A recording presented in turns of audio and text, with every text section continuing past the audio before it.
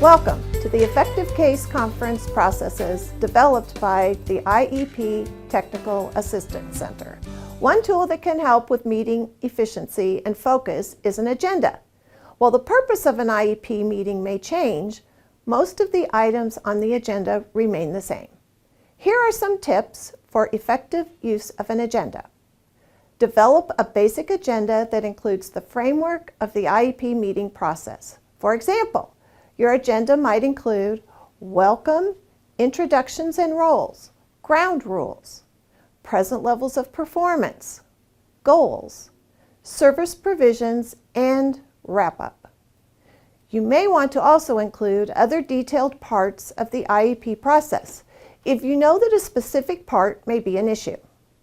This lets everyone at the table know that you will be discussing that issue and when during the process you will address it. Present your agenda at the start of the meeting and determine if any changes or additions need to be made. Get an agreement on the agenda from the group. It is important that the agenda is visible to everyone. You can print copies, write the agenda on a whiteboard, or use a flip chart for display. Use the agenda as a tool during the meeting as needed. Steer the group back to the agenda when the conversation is not relevant to the meeting process or when the conversation skips ahead or backward in the process. Okay, now we're ready to talk about Jimmy's present levels of performance. So we're going to talk about his strengths and his challenge areas. Well, I have some questions about services. Absolutely, we'll get those questions answered.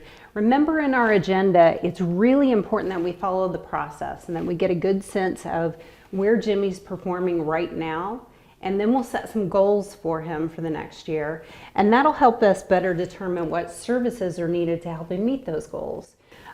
Can you wait until we get to that point in the process? And I'll make sure you get your questions answered. Yes. Okay, great.